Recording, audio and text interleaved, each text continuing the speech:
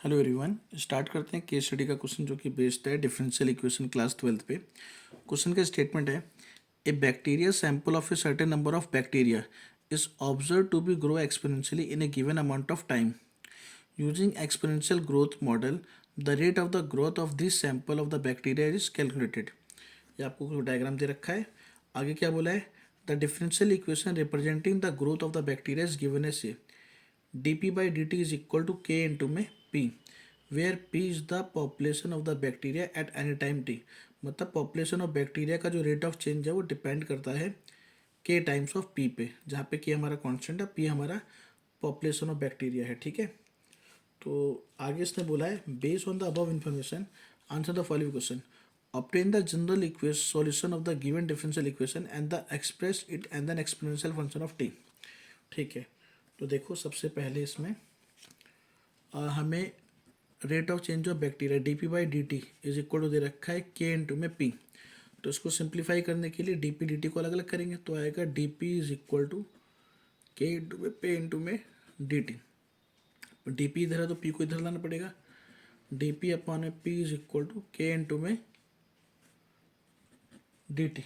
ठीक है, अब इसका इंटीग्रेशन करेंगे, p इज इक्वल टू के कॉन्स्टेंट बाहर आ जाएगा, यहाँ पे 1 इंटू में डी टी, 1/p का इंटीग्रेशन लॉग मोड में p के बाहर 1 का हो गया t प्लस का c आ गया कांस्टेंट के लिए। ठीक है, अब यहाँ से p बराबर क्या होगा, देखो छोटा सा एक फॉर्मूला होता है बेस ई में, अगर log a is equal to b है तो a is equal to e की पावर b होता है, तो p आ जाएगा e की पावर के टी प्लस का c।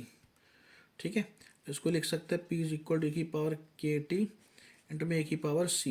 ए की पावर सी कांस्टेंट है तो इसको c1 लेट कर लो, ए की पावर के टी इंटू में c1, where c1 is equal to ए की पावर सी। ठीक है, तो ये हमारी जनरल इक्वेशन आ गई किसकी, पॉपुलेशन ऑफ बैक्टीरिया पी की।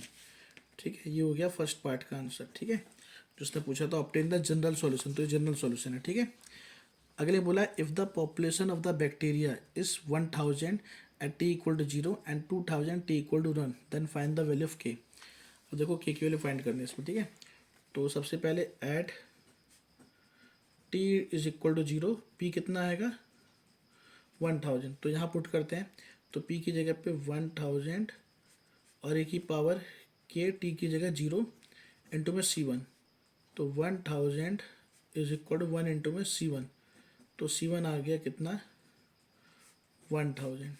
ठीक है, अब c1 को वापस यहाँ पुट कर देंगे तो p कितना आ जाएगा ए की पावर के टी इंटू में 1000, मतलब p की वैल्यू आ गई 1000 ए की power k T.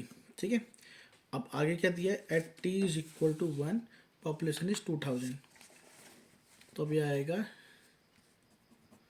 Eight t is equal to 1 p is 2000, तो यहाँ पे आएगा p की जगह पे 2000 इज इक्वल टू 1000 ए की पावर k, t की जगह पे 1, इसे काटेंगे तो आएगा 2 इज इक्वल टू ए की पावर k। अब k को फाइंड करने के लिए लॉग लेंगे तो आएगा log 2 is equal to log e की पावर k, लॉग ए की power b is b into में लॉग a। अब log e is equal to होता है 1, तो k इज इक्वल टू आ गया log 2।